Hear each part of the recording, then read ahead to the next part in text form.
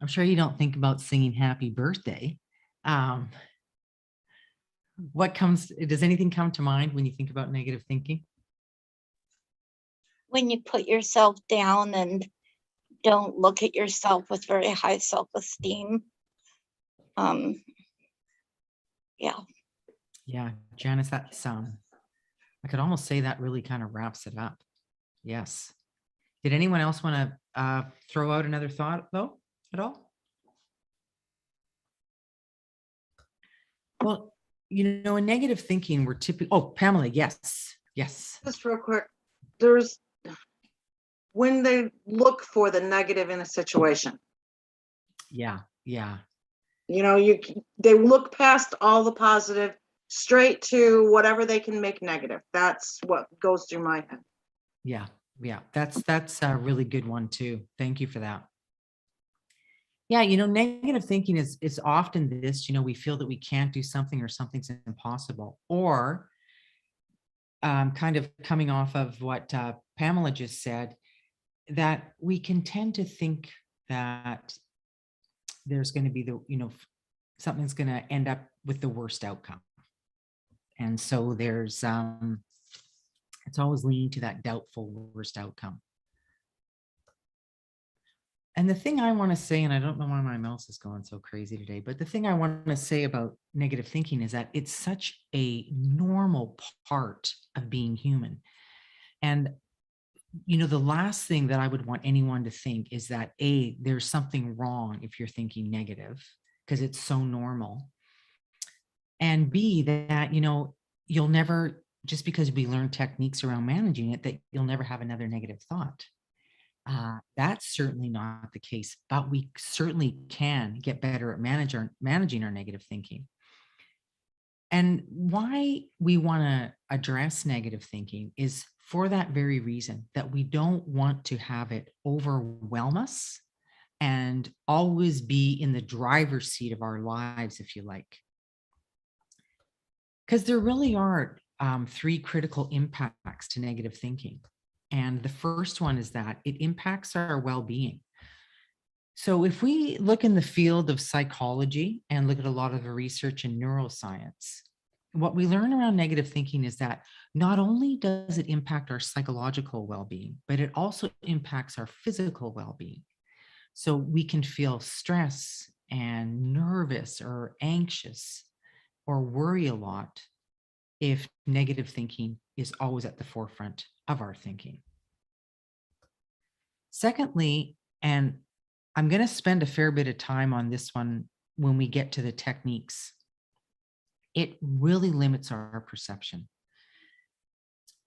So when negative thinking takes over, if we've just had a negative thought or we're in a challenging situation, our perception can be so limited when negative thinking takes over, and we have real difficulty seeing our circumstance or our situation from another viewpoint.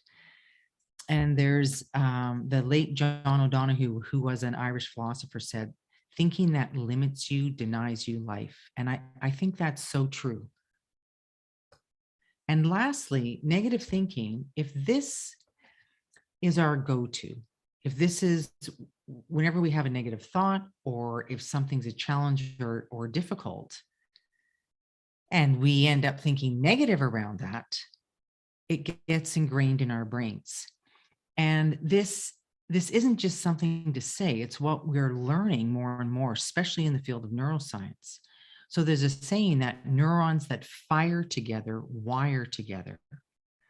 So if our go-to is always negative thinking, especially when we're in challenges and difficulty, we teach our brains that, hey, anytime a challenge comes up, you need to think around it in a negative way.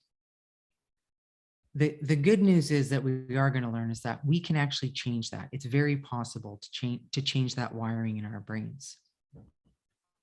So in summary, then, we want to really address negative thinking because it impacts our well-being, it impacts our perception, and it can really get ingrained in our brains.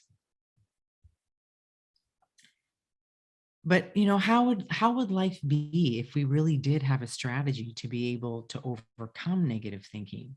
And we went from feeling the overload, the weight that it can often place on us, to being able to have a negative thought, but address it and feel more of a peace of mind. So just before I go into talking about the strategy and the techniques, are there any comments or questions that anybody wants to bring up just at this point before we dive into that?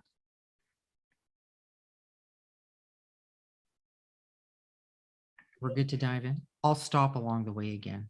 I was gonna say it kind of robs you from, at this point, just the little that you've shared, really gonna rob you from just seeing things from a positive point of view. It just, like, that's not even in the picture if everything is going to be negative thinking. Yes, I love that you said that, Mabel, because when you were saying that, I was thinking how when we're really lost in negative thinking and say it overtakes us, what happens is our thinking gets really small.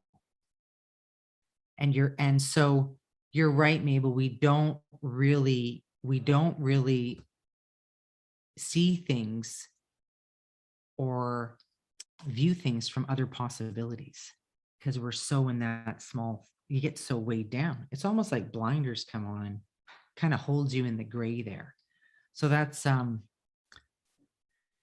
really good point that you made. Thank you. Anyone else? Thank you for your comment there, Cheryl, about the brain and the peace sign. Okay, I am going to go back. Yeah, I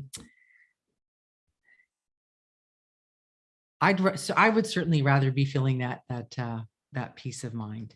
But it's possible, as we jump in, to learn to be able to have this occur to us. Oh, I'm having a negative thought. I know what to do with that. I know how to manage that. So what we're going to talk about now is talk about what I mean by a prompt. Then we'll go into the techniques. And then I'll talk about how we can make these techniques a practice, what helps us to do